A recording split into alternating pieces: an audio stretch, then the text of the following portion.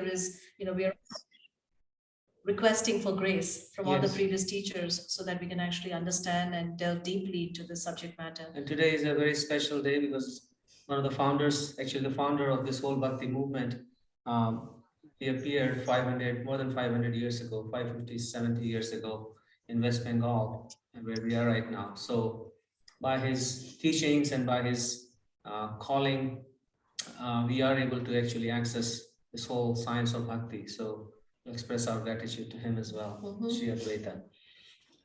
So we can recite these prayers together. These are prayers to previous teachers and Krishna to give us the intelligence, to give us the right spirit to delve into this study of the Bhagavad Gita.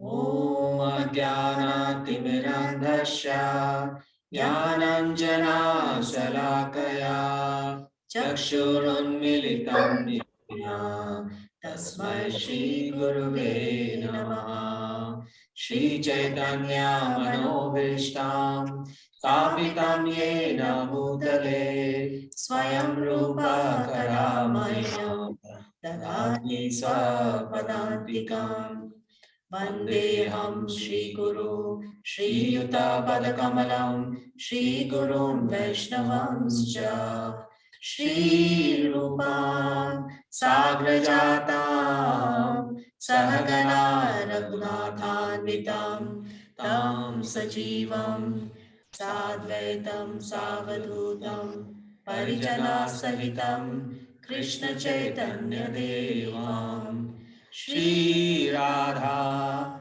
Krishna Padan Sahagana Lalita Shri Vishakhanvitamscha He Krishna Karuna Sindhu Deenabandhu Jagatpate Gopesha Gopika Kanta Radha Kanta Namostute Tapta Kanchana Gaurangi Radhe Vrindavaneshwari Vrishabhanu Sute Devi Pranamami Hari Priye Vancha Kalpatarubhyascha Kripa Sindhubhya eva cha Patitanam Pavanebhyo Vaishnavebhyo Namo Namah Shri Krishna Chaitanya Prabhu Nityananda Shri Advaita Gadadhar Srivasadi Gaur Bhaktavrinda Hare Krishna, Krishna Krishna, Hare Hare, Hare Rama, Rama Rama, Hare Hare. Namo Vishnu Padaya Krishna Vishtaya Bhutale Srimate Bhaktivedanta Swami Niti Namane.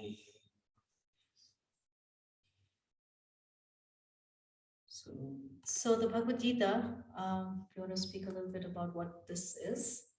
Go ahead, I'll let you read the PowerPoint. Okay, so the Bhagavad Gita is actually a very, very important text, and it has the summary or the essence of all of the Vedic literatures in a very concise form, because the Vedas are vast.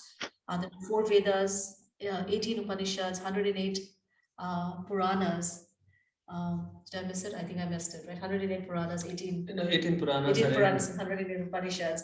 So it's a vast body of literature. And apart from that, then you have the Mahabharata, then you have the Srimad, all these different texts, supplementary text as well, which is very, very difficult for any person in one's lifetime to actually read it. So the Bhagavad Gita actually brings all of it together and produces the entire summary of all the Vedas in just 700 pages. Mani, can you mute everybody? Yeah, you have to mute everyone.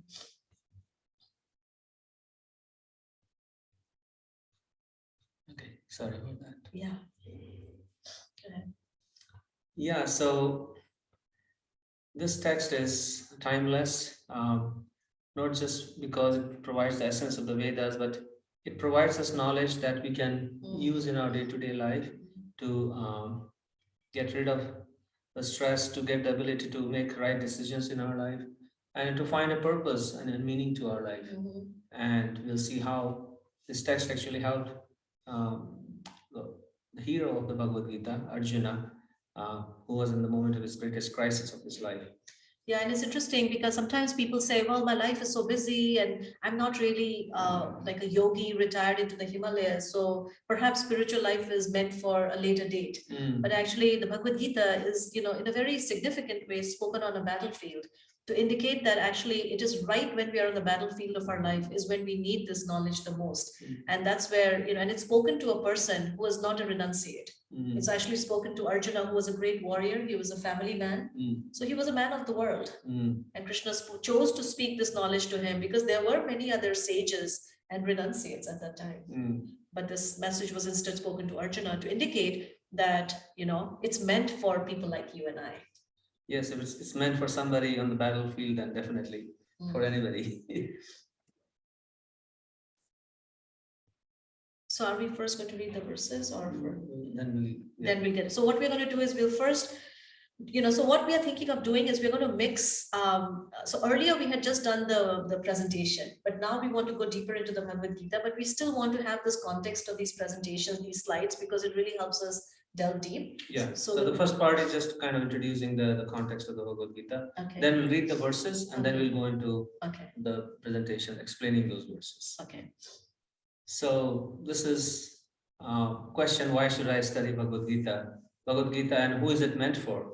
So Bhagavad Gita is meant for anybody who finds themselves in the position of Sisyphus, who's trying to push this big boulder up the hill, and which seems like our life, my life, always trying to push it up and it comes down. So this is what Sisyphus, he kind of represents who is qualified to receive this Bhagavad Gita. Yeah, and actually, we always talk about this, how Emerson said that men lead lives but of quiet desperation. And it's true because each one of us, we, without knowing what the other is going through, we have no idea how, the angst within each one of us is actually similar. We're all longing for the same thing, and we're all finding ourselves experiencing this despair because we don't really find it where we are looking for. So that's why, the Vedanta Sutra, this says that there's a very famous aphorism in the Vedanta, which says that Atato Brahma Jigyasa. Says, so now is the time to find the song in you. You have gotten like Henry David Thoreau said, most men lead lives of quiet desperation and go to their graves with the song still in them. So we want to take the song out because the song is what drives us, and Bhagavad Gita gives us that song perhaps that can help us to at least not go to our graves with the song still in us. So this is again another person that has inspired us a lot in our own bhakti journey, Viktor Frankl and Jordan Peterson. And he talks about how we're all looking for meaning, and he talks about the fact that more important than the pursuit of happiness is the pursuit of purpose. And if we don't have purpose, then what happens is that we just go through life not being able to understand or make sense of it. And so the Bhagavad Gita, and that's actually what happens to Arjuna right in the first chapter. He's actually grappling with the purpose of this, why he should engage in this. Why should he shed so much blood? Why should he put his own life at stake? Why should he have to work so hard, right, to do what he has to do? 18 days of just continuous, apparently he couldn't even sleep, like he was nonstop, in this battlefield. So we're all looking for that meaning, and that's what Viktor Frankl is saying, that we need that meaning. And it's not just meaning looking forward, forward-looking meaning that, okay, this is the purpose of my life, but also to interpret our life events. So meaning looking backwards. So many things happen to us in our life, to find meaning from them and use that to feed our meaning going forward, purpose going forward. I like that a lot, yeah, to also look at the meaning behind, yeah. And also, sometimes people may say, well, I have my own purpose. The Bhagavad Gita actually allows us to access the deepest purpose of the heart. Because somebody could say, well, my purpose is to, I just want to get to a point where I can get my six-figure income, or I can be this or I can be that. The Bhagavad Gita sort of implores us to go deeper and find the deepest purpose. Yeah, it's kind of distilling purpose at every moment of life. Have the conversation about rights without the conversation about responsibility, because your rights are my responsibility. That's what they are, technically. So you just can't have only half of that discussion. And we're only having half that discussion. And the question is, well, what the hell are you leaving out if you only have that half of the discussion? And the answer is, well, you're leaving out responsibility. And then the question is, well, what are you leaving out if you're leaving out responsibility? And the answer might be, well, maybe you're leaving out the meaning of life. That's what it looks like to me. These types of society So I guess, this is another very important concept that we're going to deal with in the Bhagavad Gita, right? At the onset. At the beginning of, and that's why we kind of presented this clip, that discussion between rights and responsibility versus rights. Yeah, because the first verse of the Bhagavad Gita actually deals with dharma. And the first word is actually dharma, dharma kshetra kurukshetra. So the Bhagavad Gita is really a treatise on what is dharma. Because without talking about responsibilities, we really cannot talk about our rights. We really cannot talk about the meaning as well. And so, yeah, without responsibility, Arjuna is lost both about his responsibility and both about his purpose. So he's not taking hold of the responsibility, he's only talking about his rights. My right to be happiness. So is virtually. I think, yeah. So anyways, have the conversation. So here is another great soul who found Bhagavad Gita, did the trick for him. So this was actually a very interesting video, and we just wanted to add this just to see how what kind of impact it has on different kinds of people. And of course, he lives in this sort of very in a world which is actually quite something that people actually aspire for. So much fame, so much money, and his experience. I think we should definitely watch this one because it's just, I found it, both of us found it very, very inspiring. I feel like I'm in what Radhanath Swami referred to as a perplexing situation. And I just really related to how the Gita handles those kinds of perplexing situations and recognizing that's what life is.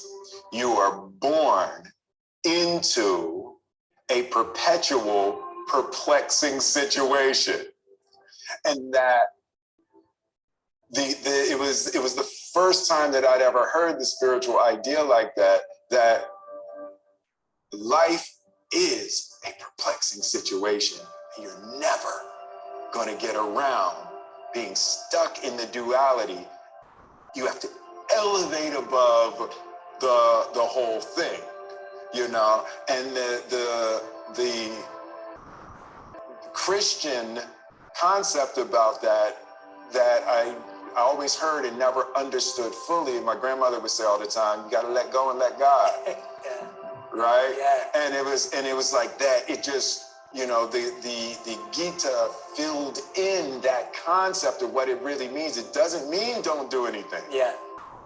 Let go and let God doesn't mean don't do anything. Yeah. It means do your divine duty, whatever that may be. And just for whatever reason, the study of the Gita at this particular point in my life really clarified a lot of ideas of how to move through a world where you almost can't do it right.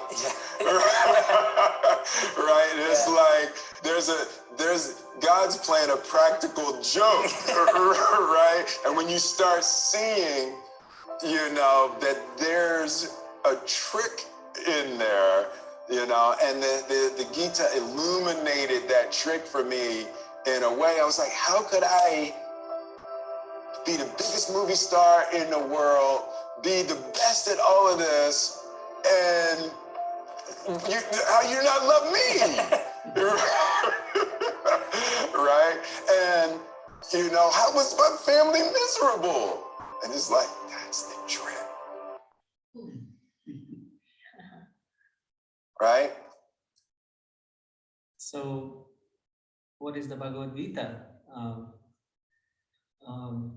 Is it a book? Is it a philosophy? Is it a set of tips for me? What exactly is Bhagavad Gita? A life manual. Yeah, is it a manual? Yeah. What is it? And and different people actually see the Gita also differently, right? So I think it's important to understand that the Bhagavad Gita is actually a very intimate conversation. So it's it's a very intimate conversation, and it's ultimately a love song between the supreme divine person and the individual soul, the supreme soul and the individual soul, and that dialogue coming from a place of deep friendship, where Krishna is, speaking to Arjuna. And really, it's a song which is, one of the most beautiful things that I love about the Bhagavad Gita. Many, many things, but one of them is the fact that it's a very friendly conversation. Right? Where there is no judgment, where every question is welcome, and counter question and so on, and really examining everything threadbare, and an invitation to examine everything threadbare. That's Arjuna sets the example, and Krishna kind of allows him to ask and go deeper and deeper, because without that probing, we cannot really get to who we are. And for us, for everybody, it's a different journey. Yeah, and I guess also at the end, like how Krishna then gives him the full freedom. He says, I've explained everything, now you can do what you want. And that's what love is, right? That's what love is. So setting free, right? I think I remember when I was a kid, we used to just recite this poem, that if you love someone, set them free. If they come back, they're yours. If they don't, they never were. Something like that, And I guess Krishna says that, shows that he really honors that sacred free will of every living entity. And so the whole Bhagavad Gita is really, there is no love without that freedom, And so it's a book where we see Arjuna and Krishna interacting with each other, And so each verse is actually a little a verse, a poem, a song that is sung from the heart of Krishna and enters into the heart of Arjuna. Hopefully will enter into our heart as well. Yeah, so this is a shamanic. Yeah, it's like so when you go to shamanic person there and say, okay, I'm not feeling well. So one of the questions they ask is, when did you stop dancing? When did you stop singing? When did you stop being enchanted by stories? So, this song is actually something that is so important for us, that apparently there is a tribe in Africa where, when the baby is born, even before the baby is born, actually, there is a song, the mother actually meditates, and there's a song that she receives. And then throughout the child's lifespan, at every single milestone, that song is sung. It becomes like the soundtrack of that child. And even at the time of death, that song is sung. So in the same way, the Bhagavad Gita is also a soundtrack in that way. It's a song that actually accompanies a living entity through lifetime after lifetime. Because we always have a song. Our mind is like a endless soundtrack on which some song plays. And unless we replace it with the right song, and these different songs, they drive our life. That's true. And song is actually what pulls us throughout the life. When you were saying that, what came to my mind, I remember when I was a kid, I don't know, some people might have seen this, those LP records. Yeah. Right? And then you would have a pin, and the record would just keep going. And suddenly, at some point, the pin would just get stuck. Right. And it would just go on and on. It was the most annoying. Same line again. Same line. It was so annoying, So in our mind, the yoga text actually talks about the mind and the sound that's stuck in their mind, the mantra that is stuck. I want to enjoy. I want it. I'm not happy. I'm not good enough. Right? All of these different sound, and it's going on this autoplay and this loop. And so this Bhagavad Gita is a song that can actually, we want to replace that sound with this song. Like it's kind of reburning our CD. You have those rewritable CDs. You burn it with a different song. So again, this is Bhagavad Gita. I just like to hear her sing. She's such a beautiful, melodious voice. Let's hear her for a second. Yam labdhva cha param labham manyate adhikan tatah yasmin sthito na dukkhena gurunapi vicharyate tam vidya dukkha samyoga viyoga yoga sanjitam sanishchayena yuktavyo yogo nirvinna chetasa yogo nirvinna chetasa yogo nirvinna chetasa.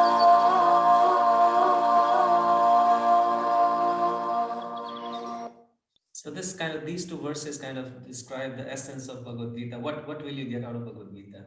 That you will get an happiness that can never be interrupted.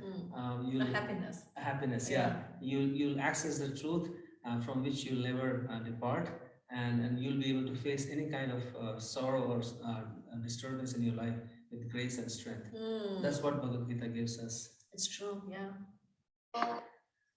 And of course, all these people, these great personalities who have actually read the Bhagavad Gita and spoken of it, here you have Emerson saying that this is the voice of an old intelligence. Mm. So, Einstein. And somebody may think that Bhagavad Gita is a text of the past. It's not relevant to today's world, but actually contrary. Bhagavad Gita is very quickly becoming embraced by corporate culture, universities, MBA programs, and they come up with this term karma capitalism, where Bhagavad Gita is actually very quickly replacing another 6th century classic, The Art of War, in the corporate world. Mainly because it emphasizes, the mood of service. Like we were just watching the CEO of LinkedIn and his interview with Oprah Winfrey, and it was amazing. like he's actually considered to be one of the most popular, I guess, voted as one of the most loved CEOs or whatever. Like he has received 100% rating in his company from his employees. And so when he was speaking, he was actually talking about principles that resonated so deeply with what the Bhagavad Gita says. He was talking about the mood of service, about appreciation, about gratitude, so many of these concepts which actually the Bhagavad Gita speaks about, how to be emotional intelligence, servant leadership, thinking like the profit of the company actually lies in the profit of the community it serves. So seeing that profit, if somebody pursues that profit, the company automatically will be profitable rather than the other way around. So this is actually a very, it's a really amazing video here, because this Vedic knowledge, we don't realize it. Actually, we've just been thinking about it so much as we've been, reading, hearing different classes, lectures, that we have it right now on our fingertips.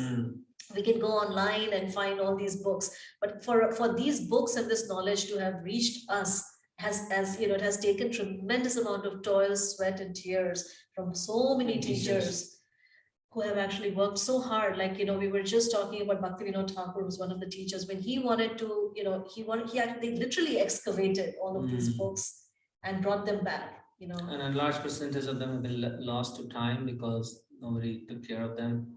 So the ancient texts of India were written and preserved on delicate palm leaves. These palm leaf manuscripts can last for hundreds of years. Can you guys hear the sound? I'm sorry, I think we... Oh my God, really? Yeah. You should, you guys could not hear any of the previous sounds? No, Prabhu, we can hear. Hare Krishna. Okay, good. Sorry. Yeah. For and maintained properly. India is on the brink of a severe catastrophe as millions of these manuscripts begin to deteriorate. Some scholars in India are making a great effort to preserve these texts, but the possibility looms that the world could lose an enormous amount of classical literature and yoga knowledge if these ancient manuscripts are allowed to turn to dust. So again, the point here is that this is one way to preserve this knowledge, but the other way to preserve any kind of knowledge is to study that knowledge. When we study that knowledge, and then we become a living example of that knowledge, and it attracts others to also approach that knowledge, and then we become kind of an ambassador of that knowledge, and that's the best way to preserve that knowledge, right? Actually, all of you who are here today, you're not just here learning this knowledge, but you're also becoming a portal through which this knowledge will now be preserved. You're becoming the bearer of this knowledge, a container, and through you, this knowledge will now be passed on to someone else, and this is actually a very wonderful thing. So anyways, this is just showing very small percentage of the Vedic text are remaining, and the Gita is considered the essence of the Vedas. Essence means something that instead of consuming the whole big thing, which is very difficult to consume, especially in medicine, when there's like in homeopathy, they find the essence of the disease, and the medicine contains that essence, so you can counteract that. So Bhagavad Gita kind of brings the complex Vedas, it simplifies the complex Vedas and presents it to us so that we can, it's like a baby food. Yeah, and I was also thinking that, in today's time, especially, like when we get on Instagram or we get on Twitter, where there's so much information overload, what really, really people are looking for is a lot said in the fewest number of words. That is actually premium, and everyone is trying to do that. And so here we see that, the great, the teachers, they actually understood that there's so much there. But all of that needs to be brought together in this, like a little container where anyone can actually read that and access this entire library.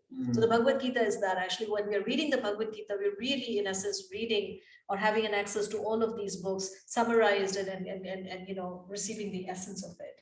That's a very great point. And so if you study the Bhagavad Gita, you can say that you know the Vedas. You know the Vedas. Yeah, Krishna says that in the Bhagavad Gita too.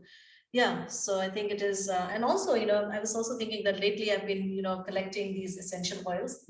Pure essential oils are so expensive, right? Because it's extracting, all of these different, the essence of all these flowers, bringing it all in one place. And the other way to look at it is that if someone were to say, go, I need some nectar. So go to the flower and get the nectar.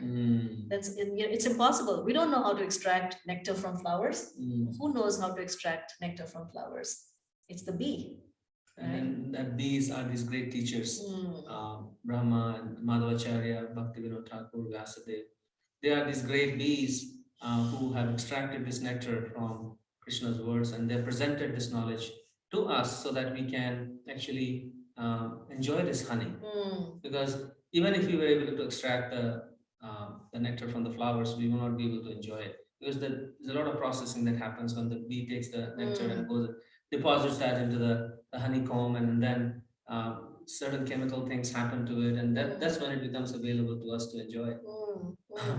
And actually, when you at some point when you guys feel you want to do it, you should actually read about all of these great teachers, how they've actually protected this honey, and they actually carry it in a little container, making sure that the next generation gets it. That's their primary concern, is how to pass this knowledge to the next generation, till the end of this. And that was the instruction that A.C. Bhaktivedanta Swami Prabhupada received from his teacher Bhaktisiddhanta Saraswati, who told him that you need to take this to the Western world, because before that this knowledge was confined to a very elite few people in the ancient temples, and it wasn't even readily available for the common person in India. What to speak of outside of India? And so Prabhupada actually got on a cargo ship at the age of 70. Suffered 2 heart attacks, arrived in New York, sat under a tree, and basically just replanted or transplanted this ancient bhakti wisdom and culture in a Western world. And that's why today we have this knowledge. So again, by studying this knowledge, by studying the Bhagavad Gita, we become a mail runner for the Bhagavad Gita. In olden times, mail was transported by these mail runners who'd run. So we cannot run, but what we can do is have a Bhagavad Gita in our pocket, and then we are actually a mail runner for the Bhagavad Gita. So this allows us to actually, this is the knowledge that frees. Krishna says again and again that come back home in the Bhagavad Gita. That's a consistent message that you will see. And this is what Bhagavad Gita allows us to do. Yeah, because if we are not in our natural habitat, then we never safe. Yeah, we're never safe. We're never safe. We're always, just 2 days ago, actually, we were just walking on the road. And, I was not walking on the road. I was actually waiting for someone to come because we had to go to this bank of the river Ganga. And all of a sudden there was this massive, what is it? Like a scooty, yes. Like a three-wheeler. Like a three-wheeler. And it was just going there, and I was just happily, peacefully standing there. And all of a sudden the whole thing just fell sideways. Lost balance. It lost its balance and it fell sideways. And I was literally just little distance away. So little that if I was just like a few steps on this side, the whole thing would have fallen on my knee. And I kept, it left a real impression. And I thought, my goodness, like at every step, and Prabhupada actually says that in the introduction to the Bhagavad Gita, and said our very existence is constantly threatened by non-existence. And because this is not a natural place, so that threat of non-existence constantly puts us in so much of trauma and anxiety.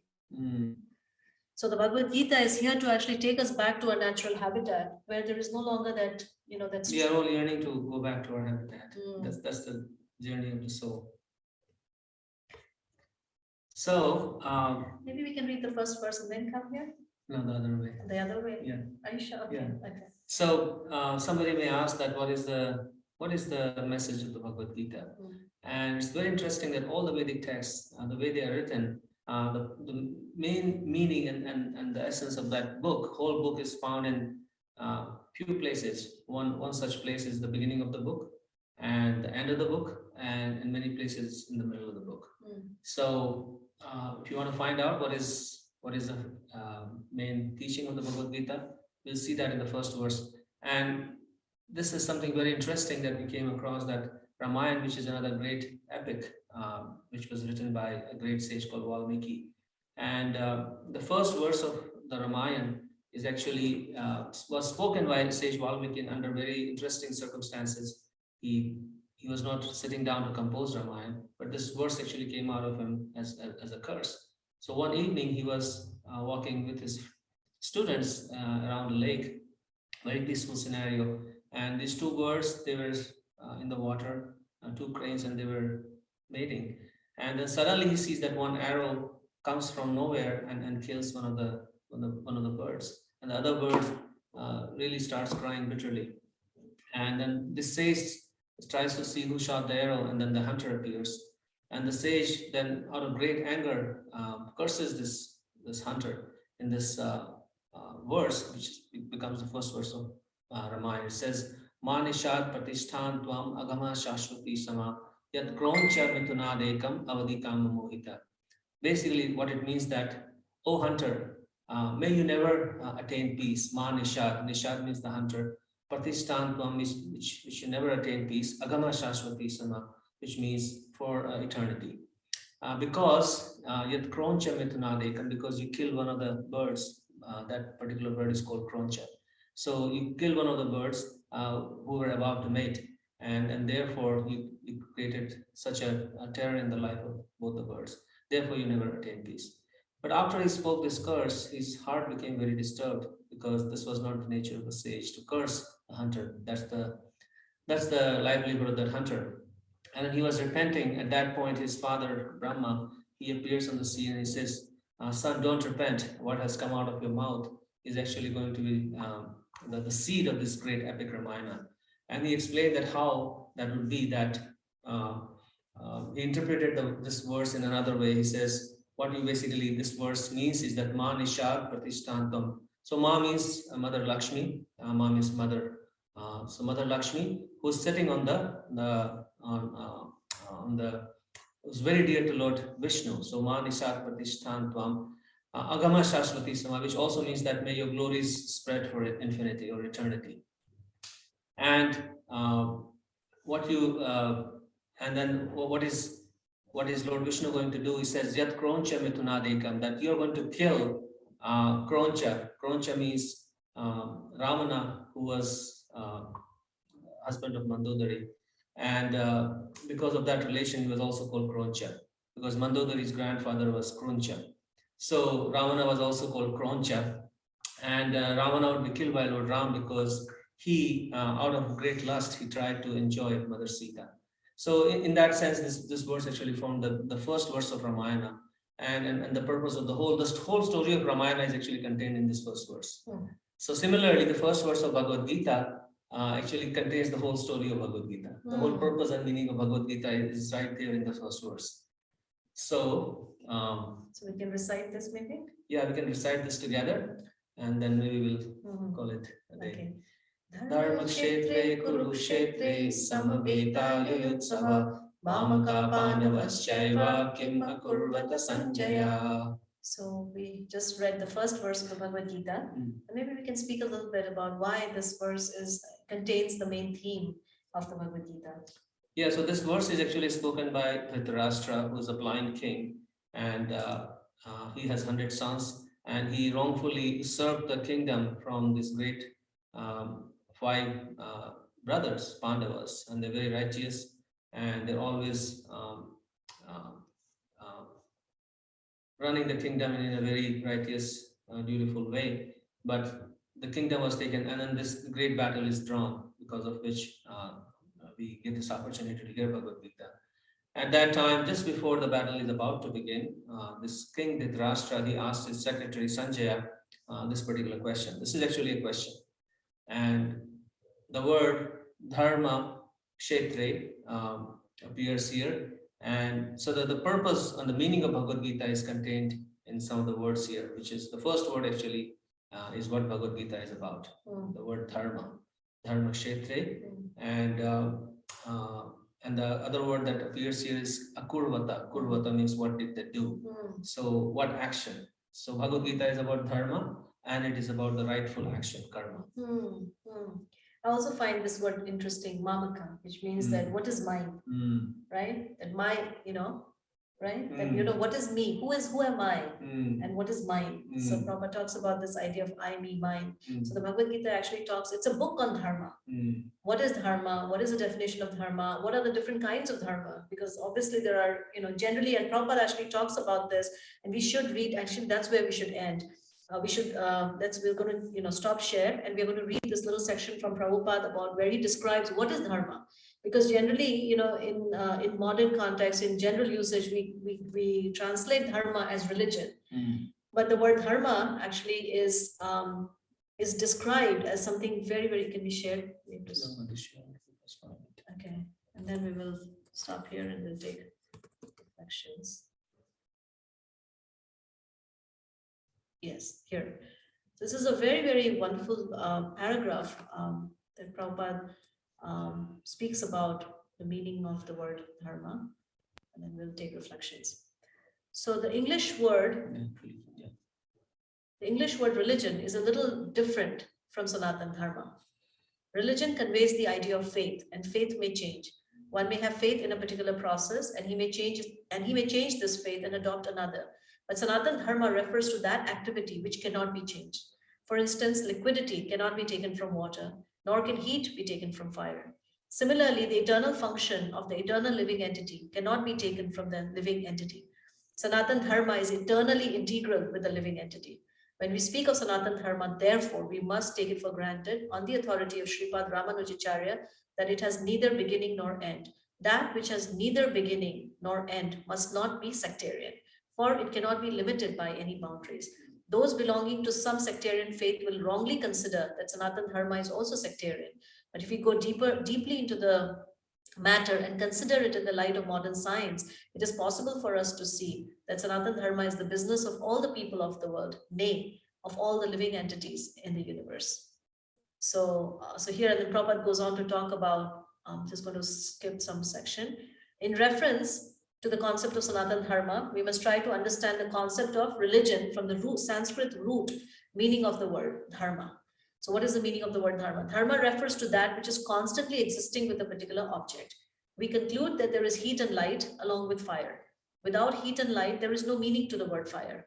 Similarly, we must discover the essential part of the living being, that part which is his constant companion. That constant companion is his eternal quality, and that eternal quality is his eternal religion.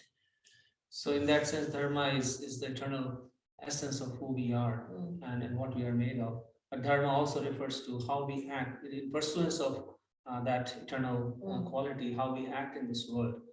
Those set of actions, they are also called dharma, or duties or responsibilities. Also, an interesting thing to note is that anything else that we are doing right now, which pertains to our non-essential self, which means this temporary body, we use the word dharma in that. But it is actually just a temporary form of dharma. It is simply our duties in relationship to the body. But here what they're talking about is Sanatana Dharma, which means our permanent dharma, our essential dharma, our eternal dharma, which means that which cannot change. It never changes. So like, for example, I may be born in a certain culture or certain place or in a certain species. And based on that, my external dharma or external duties and responsibilities will be different. But at the same time, my essential nature, essential Sanatana Dharma is always the same. So that's what we are going to actually delve deep into the Bhagavad Gita. So today's was more of an introduction, just kind of, giving you guys a little whatever. And then starting next time, we'll actually get into the verses. So any questions, comments, or reflections? This was so beautiful. Thank you so much. I really enjoyed it. Thank you, Thank you, Aditi. Aditi. Thank you, Aditi, for joining.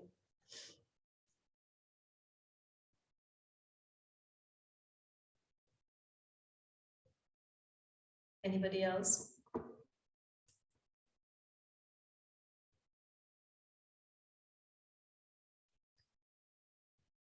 Thank you, Elizabeth. So reflection is basically anything that you heard in this whole presentation that you want to share back with the group. So because Bhakti is really about two things, hearing and then repeating. And when we repeat it, we kind of complete the circle of this energy exchange. Yeah.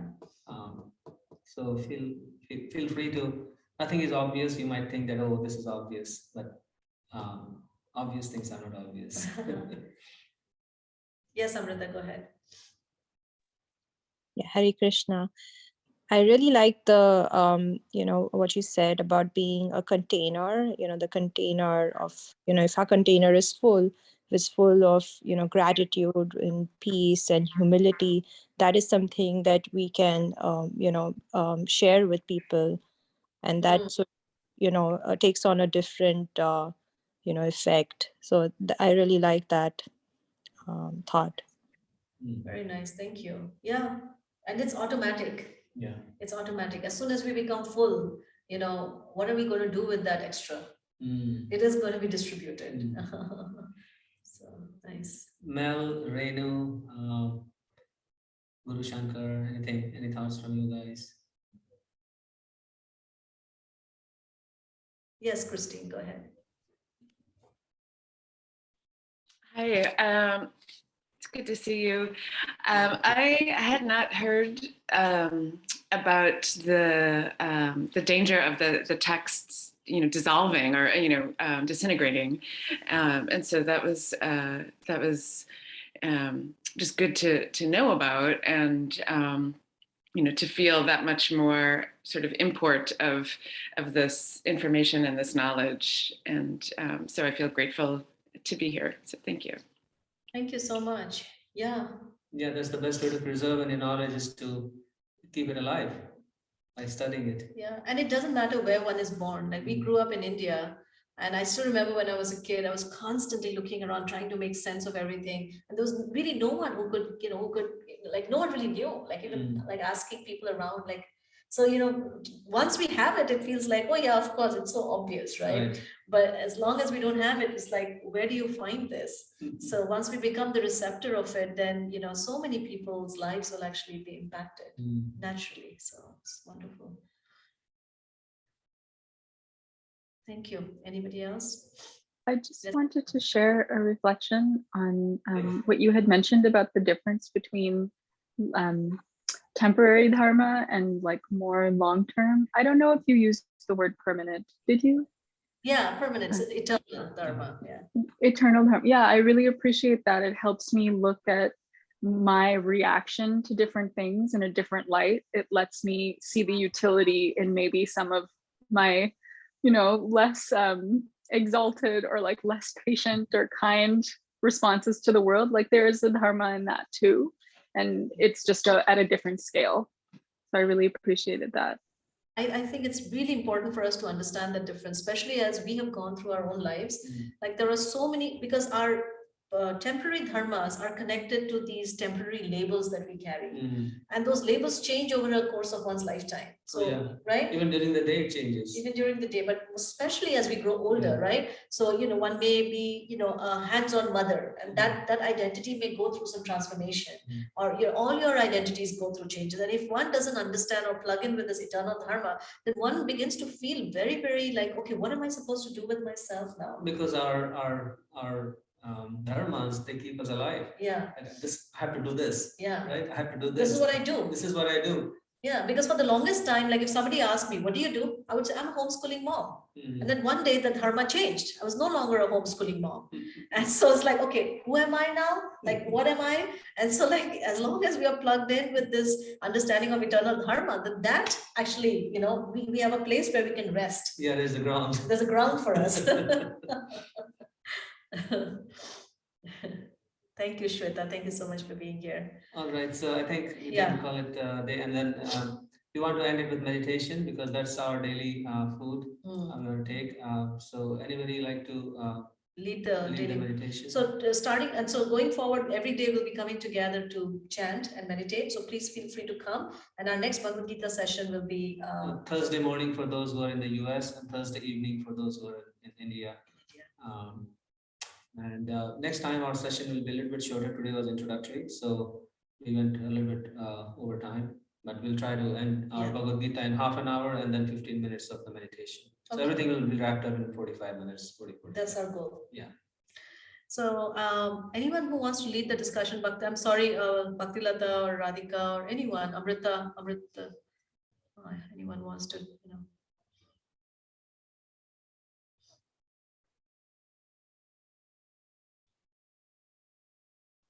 Amrita, can you do it? I know that. Yeah, just the chanting, right? Yeah, just the chanting. Yeah. Okay, sure. Okay, all right. So we'll take your leave. Thank you so much. Hare Krishna. If you leave the meeting, it's not a problem.